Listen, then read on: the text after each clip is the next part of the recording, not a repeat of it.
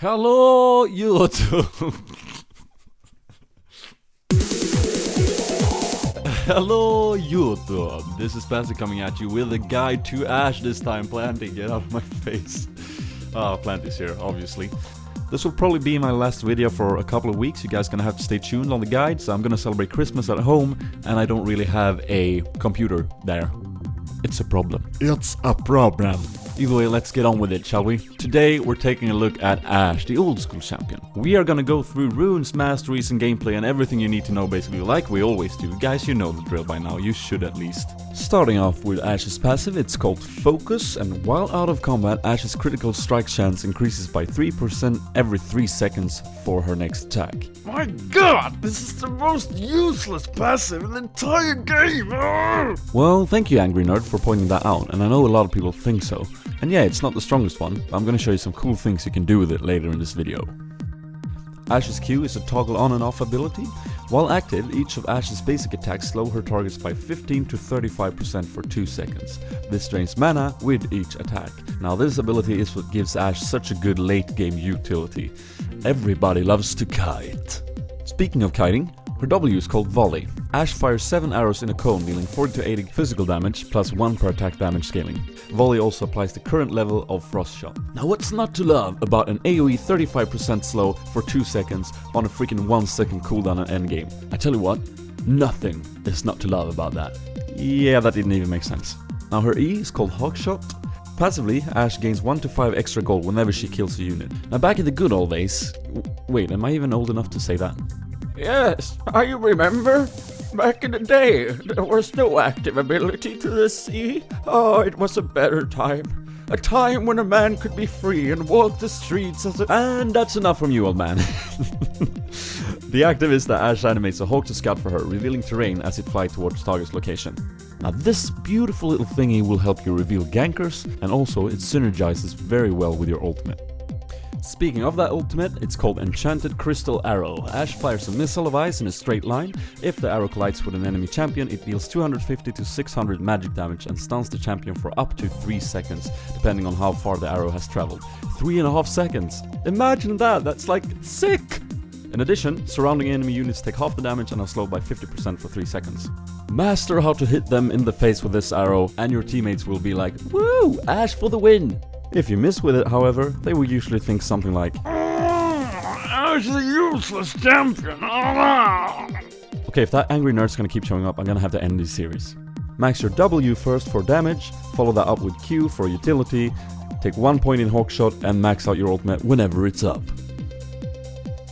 Taking a little look at those masteries, you can see that I'm going 24-6-0 here, grabbing Vampirism, Havoc, and Executioners. Usually I do this. Occasionally I will, however, switch out the Vampirism for Veteran Scars for more sustain. I can also understand going down utility for some mana regen. And the runes are the standard AD carry runes, the attack speed seals and glyphs, flat damage quintessences, and we're looking at armor penetration marks. Sometimes I might find myself switching these out for movement speed, the 2 quintessences, just to get that little extra perk when you're trying to kite. But usually I go with a standard flat AD there.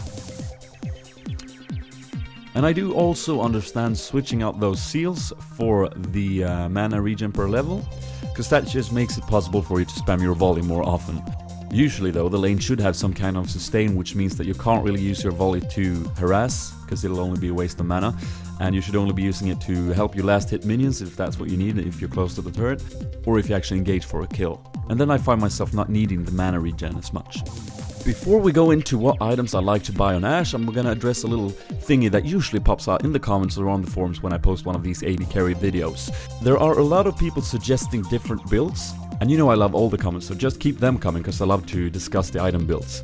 But I'm just gonna address it generally here for a bit, because I believe, with few exceptions, that almost all AD relevant items are viable for any AD carry in this game. Choosing which ones to buy though can be based on 3 simple rules. A. Enemy or friendly champions or items. To take a very simple example, if you're laning with a Janna, you might have to rush the lifesteal, whereas if you're laning with a Soraka, the damage or the crit chance or attack speed might be your highest priority. B. Your champion's characteristics and abilities. For instance, buying a Sheen on Vayne as first item might be a good idea, but getting it on Ashe would probably be less efficient since you don't use your abilities on the same ratio as you do on Vayne. And see, your personal style of gameplay. Now you might be the one enjoying getting heavy crits off your Infinity Edge, or you might want the sustain from the Bloodthirster, I don't know. Take into consideration what you like to play and use that. Enough rambling already! Let's talk about how I build Ashe. I'm starting off with the boots of speed and health pots if I don't have sustain, or I grab the Doran's Blade. No change there, guys, and no change to upgrading to the Berserker Greaves afterwards. Due to the fact that Ashe is a champion that really scales towards the late game, I always get the Infinity Edge. Now I might throw down a Vampire Scepter in there before I actually build it, just to get a bit of sustain, and if I'm having some trouble early, then I grab the Wriggles to sustain even more. Speaking of a bad early game, it goes without saying that if you're having some trouble, then investing in a couple of Doran's Blades that you can sell off later is never a bad idea. And as the second major item, I usually grab the Phantom Dancers just because movement speed is awesome and it also synergizes very well with my Infinity Edge. And to top it all off, throw down a Last Whisper and you will start doing damage. Some defensive items that are worth mentioning here is Guardian Angel, of course, Banshee's Veil, of course, and Quicksilver Sash, of course. Now I can't believe I haven't mentioned this item in my earlier videos, because it is an awesome defensive item for any AD carry. As long as you've got some HP in there, this will do the trick. And don't forget to chug those elixirs if you want to put the extra hurt on them at the next Baron or Drake teamfight. Ooh, and I almost forgot, if you didn't get the Wriggles, or if you're getting to the very late game, invest in the Bloodthirster instead. I want to talk a little bit about focus now, Ashe's passive. It really only has an impact early game, and what it basically does is guarantee you that the first auto attack you do will be a critical hit. This actually sets you up for some quite innovative level 1 gameplay. Here we've invaded their jungle to grab their red for Warwick, and now we're going in for a level 1 gank. Now due to focus and the automatic crit, I will do insane damage with my volley 2 auto attack combo. The red buff from Warwick and the silence from Soraka gives us an easy first blood.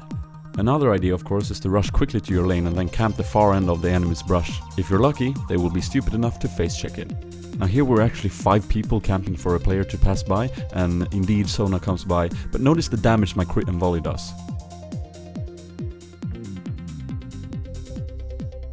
And because of this, try to always consider the level 1 teamfight, especially if you have some stuns on your team. Another good thing about this is that some of your teammates might provide you with some excellent laughter when they see that the first blood is going to be yours. Free kill! Free kill! Free kill.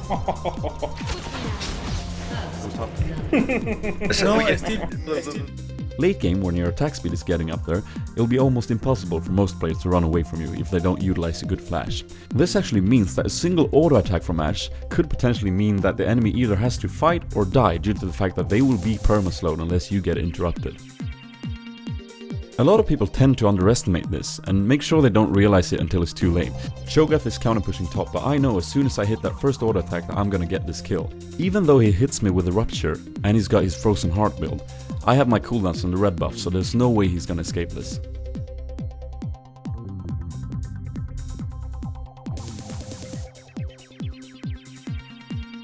Remember to support your allies with your enchanted crystal arrow.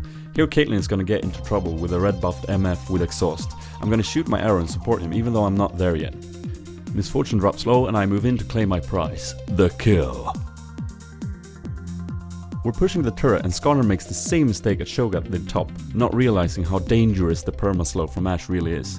I pin him down with my Q active and keep my distance so he cannot suppress me, while Caitlyn finishes him off.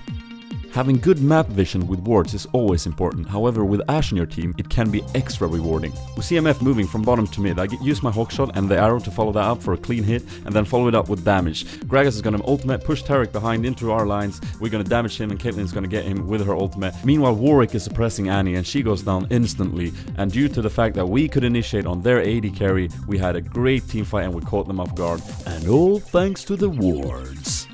Rule number 1 as Ashe. Always save your arrow for the squishies when it comes to teamfights. Here we're cleaning up a quite successful one. I see a Nivea low, I'm gonna smart cast it right there and get the kill. If you haven't initiated with your arrow, then save it for when you really need it. Trust me, it always pays off. Sometimes it's not necessary to be the one initiating. Here I see Warwick coming in and I know he's gonna be in range of Kog'Maw. I drop down my Hawk for vision and then I chain stun Kog'Maw with my arrow after Warwick's suppression and I pick up the kill.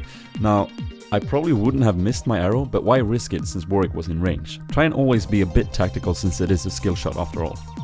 that is basically it for my guide to Ashe. I hope you guys enjoyed watching this, and if you did, feel free to hit that like button. It would be really cool, since it really helps me get my videos out there to more people. If you have any thoughts of anything, or just want to know what I ate for breakfast today, then feel free to leave a message in the comment box below. I love reading comments. What's that, Plenty? Of course they have.